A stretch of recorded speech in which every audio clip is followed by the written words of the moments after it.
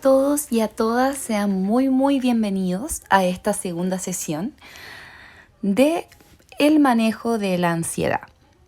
Para los que no pueden asistir de manera presencial, quiero que sepan que está esta modalidad para obviamente ir viendo cada sesión a través de estos videos de una manera más interactiva y que vayamos conociendo un poquito sobre la ansiedad.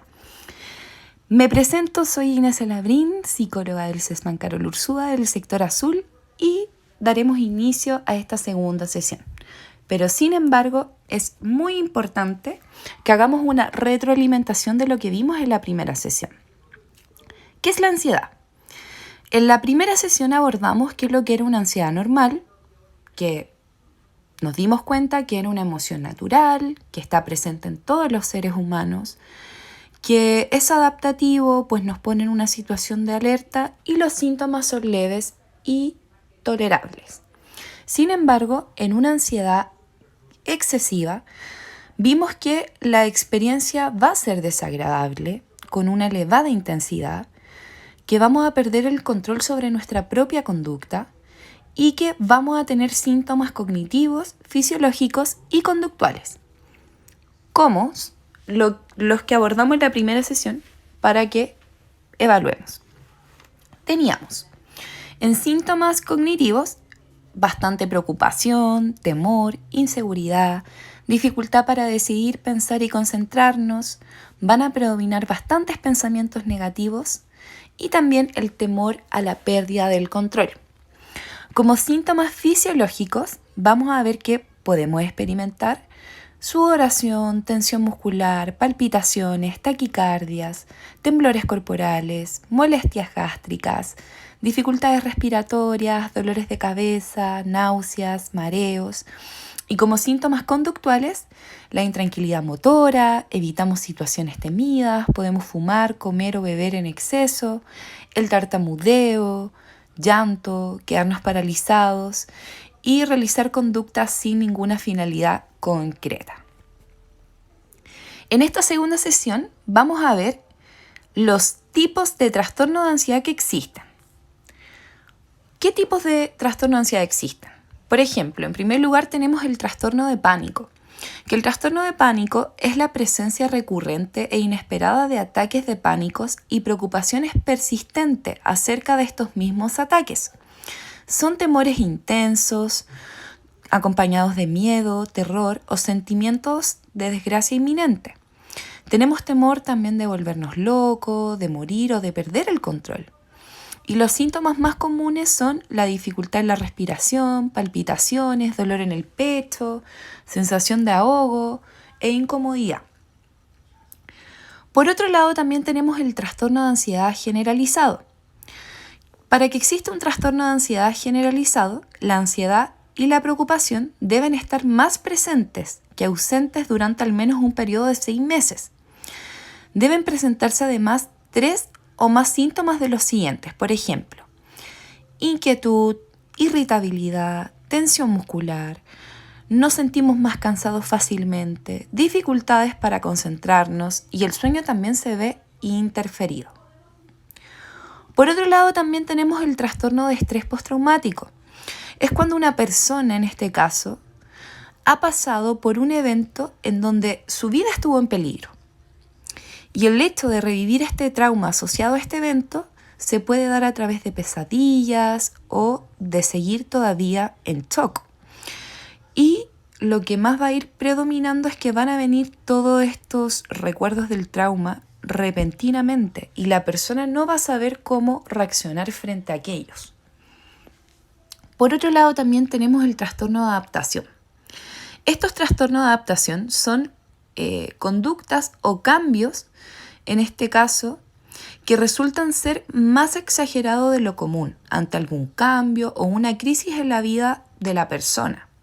También se va a caracterizar por la presencia también de síntomas ansiosos, pero obedece a un desencadenante en particular, es decir, alguna situación en particular que hizo que drásticamente pudiera cambiar mi vida y eso va a implicar que tenga que volver a adaptarme a este nuevo cambio. Y por otro lado tenemos el trastorno obsesivo compulsivo. Las personas que tienen trastorno obsesivo compulsivo tienen ideas, pensamientos e imágenes persistentes que son como obsesiones y que en este caso, y que se ven repetidas a través de conductas que son compulsiones que hace que uno lo haga una y otra vez. Por otro lado, también están las fobias. Son los temores persistentes o irracionales hacia algún objeto en específico, hacia alguna situación o hacia alguna persona.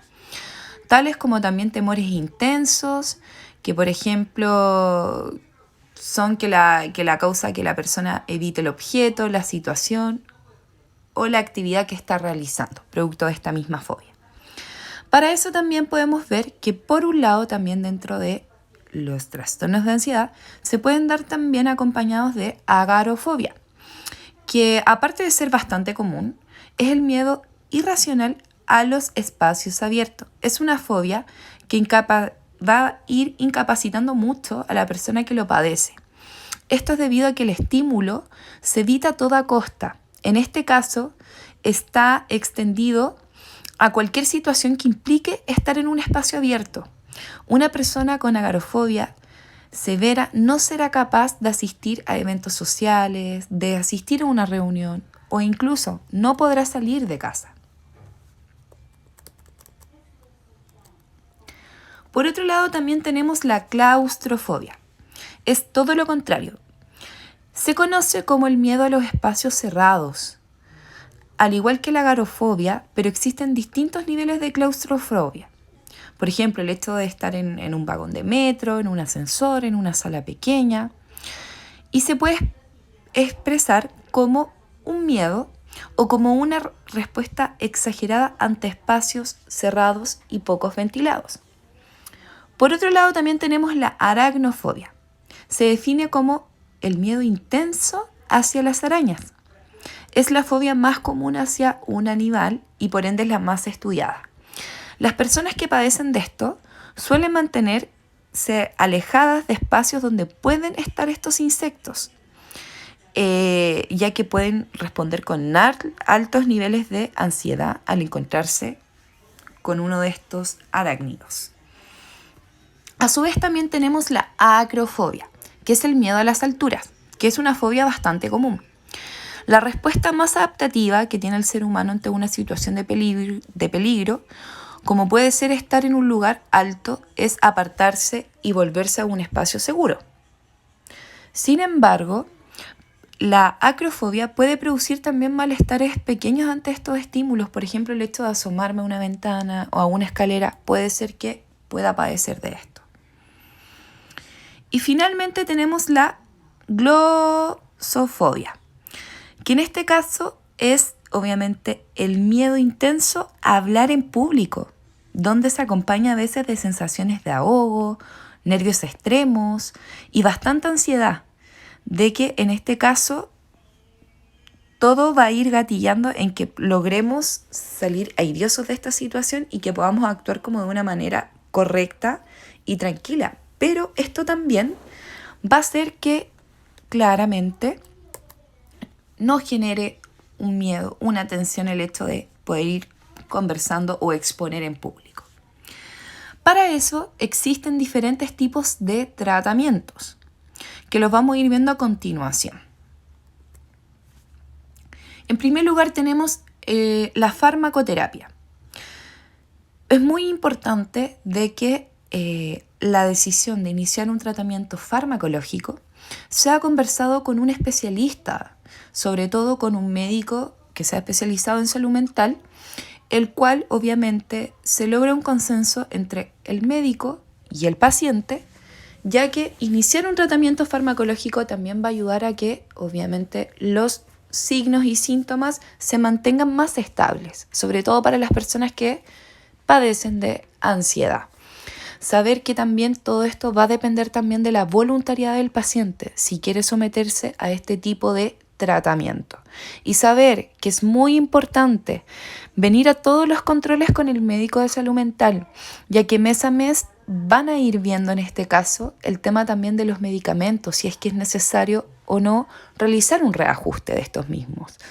aumentar o disminuir la dosis, pero es muy importante saber que tal como uno comienza un tratamiento, la idea es que también uno lo finalice como corresponde. Por eso es muy importante seguir todas las indicaciones del médico. Saber también que mediante el control, la evaluación médica, se va a ir distinguiendo en este caso, si en este caso, como decíamos en primer lugar, la preocupación de la persona ya es patológica o es algo, por ejemplo, normal, dependiendo también de la evaluación. Se va a ir viendo también el tipo de fármaco para la persona.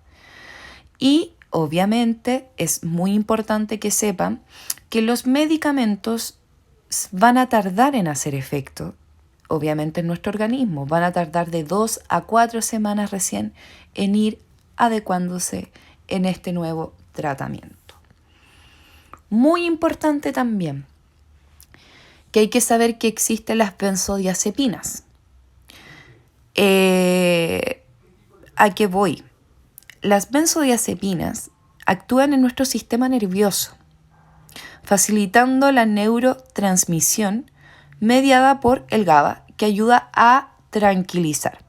Algunas conocidas como las benzodiazepinas tenemos diazepam, clonazepam, lorazepam, entre otros medicamentos. Saber de que tengo que ser muy constante en las indicaciones que me dé el doctor, ya que si yo no logro cumplir las indicaciones, claramente voy a tener efectos secundarios. Por ejemplo, voy a ir notando que si combino obviamente los medicamentos con el uso de alcohol, puedo producir una mayor adicción a estas benzodiazepinas. Puedo también ir notando también una pérdida de la concentración, somnolencia. Entonces es súper importante que sepan que los medicamentos no van a ayudar a que, por ejemplo, me curen 100% de mi patología, de mi enfermedad. Lo que van a hacer, van a ayudar a producir un equilibrio en los síntomas. Va a ser parte del proceso y para eso también se espera que, aparte de iniciar un tratamiento farmacológico, de asistir con el médico, también sea acompañado de psicoterapia, de asistir al psicólogo, de también, aparte de eso, participar, por ejemplo, en estos grupos de autoayuda que también ayudan a que este proceso uno lo pueda canalizar de mejor manera. Y saber de que no hay que interrumpir bruscamente el tratamiento. Lo ideal es que siempre sea bajo la supervisión médica.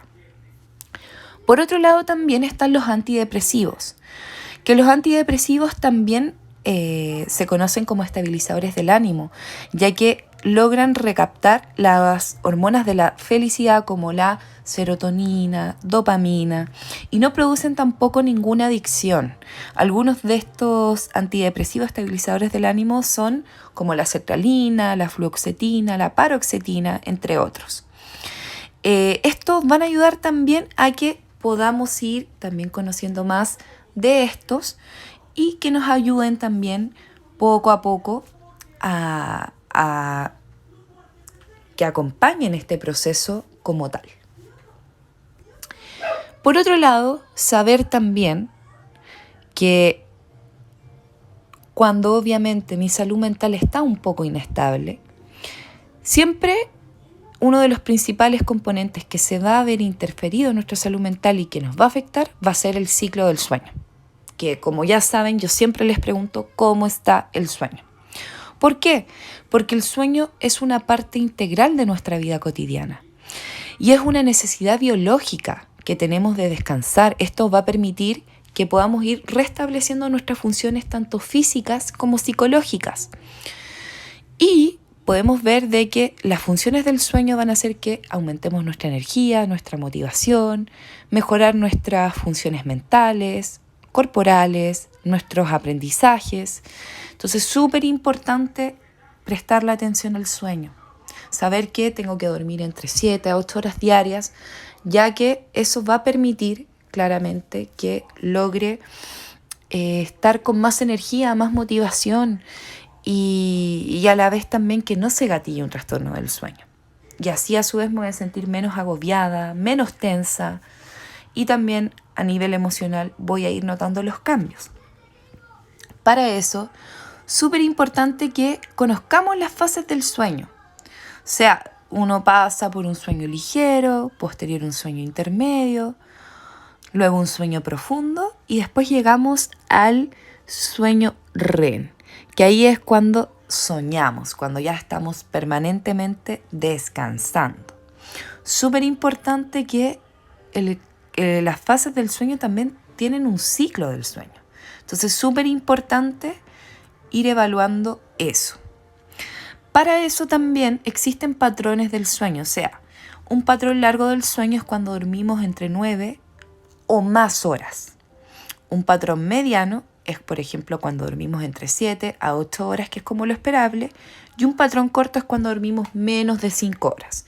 Como podemos ver en la imagen, se espera que los bebés duerman más, los niños también, y se espera que los adultos durmamos entre 8 horas, mientras que en los adultos mayores se logra ver que obviamente el sueño va disminuyendo poco a poco, pero lo ideal también es que vayan durmiendo entre 4 a 6 horas. Para eso, ¿cómo podemos establecer una adecuada higiene del sueño? Estableciendo técnicas para un buen descanso, ya que eso va a ayudar también a nuestra salud mental. Por ejemplo, mantener un horario fijo para levantarme y para acostarme. Evitar dormir siestas, porque eso también se va a ver interferido en mi ciclo del sueño.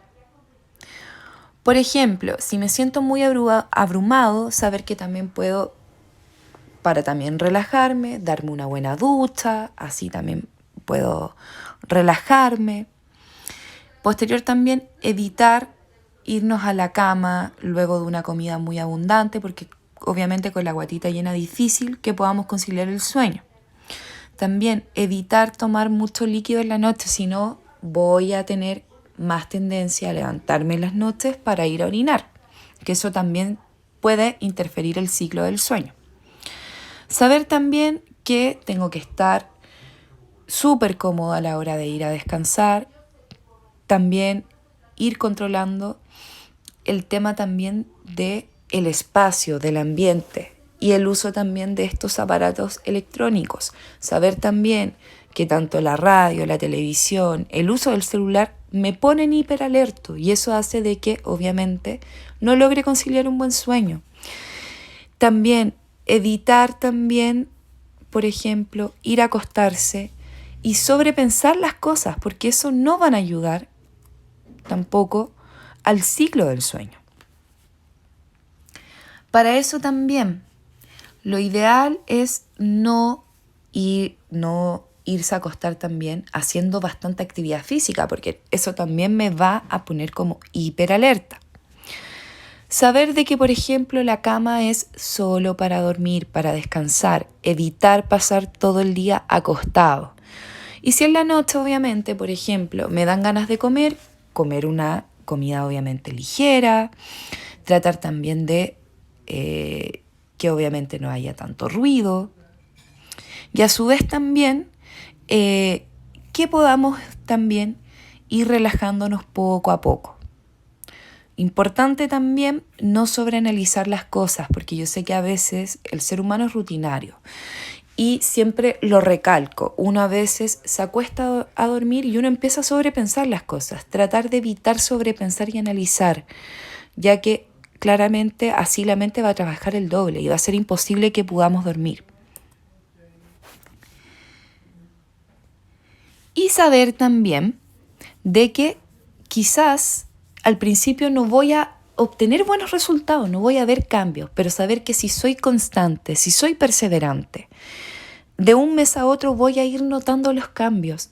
El cuerpo humano, el ser humano logra adaptarse. Si uno es constante y persiste, se puede ir adaptando a estos tipos de cambios. Por eso es muy importante que sepan en este caso, obviamente, qué es lo que es la ansiedad para ustedes, qué es lo que es el miedo y ver también cómo eso también va a ir interfiriendo en mi vida cotidiana y que claramente voy a tener que ser más consciente de aquello. Si logro identificar, si logro saber qué es lo que me pone mal, voy a obviamente a poder ser más consciente de aquello que me está sucediendo. Y saber también que para las personas que sufren de ansiedad, el ciclo del sueño siempre se va a ver interferido. Por eso es muy importante que establezcamos una adecuada higiene del sueño. Que eso obviamente esté compensado.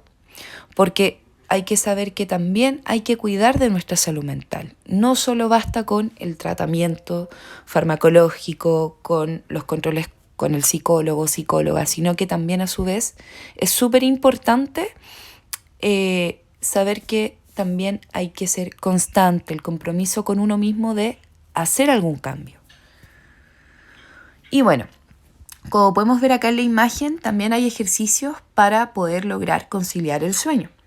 Por ejemplo, en la imagen 1 podemos ver acá que este es un ejercicio descontracturante que en solo 5 minutos nos puede provocar una relajación total. Consiste en que hay que tumbarse con la boca arriba, con las piernas dobladas, tal como se ve en la foto. Colocar la espalda puede ser en una colchoneta, en una parte cómoda. Uno puede poner también quizás una pelota de tenis o similar. Y hay que ir tratando de hacer pequeños movimientos. Eso va a ayudar a romper la tensión acumulada, liberando los músculos. Como segunda opción también podemos hacer un masaje lumbar, que consiste en este caso ir doblando las caderas de izquierda a derecha junto con los pies en tan solo 2 minutos. También me va a promover la relajación.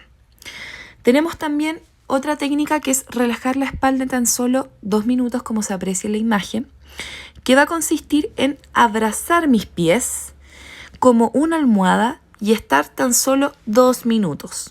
Eso también me va a ir ayudando.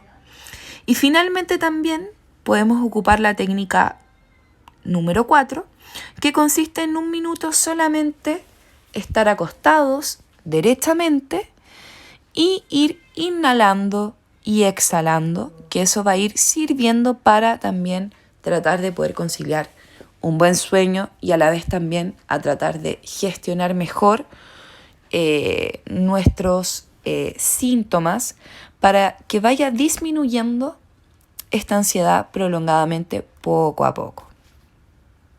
Aquí están las referencias bibliográficas y si llegaron hasta acá, de verdad, muchísimas gracias por participar, por estar acá. Si bien estos son videos cortitos, interactivos, donde vamos a ir abordando pequeños conceptos, pero lo ideal es que con el material puedan ir estudiándolo, pueda ser este video de ayuda para este proceso y puedan ir viendo poco a poco y vivenciando también lo que ustedes van experimentando. Así que les envío un gran abrazo, harto ánimo, muchas gracias.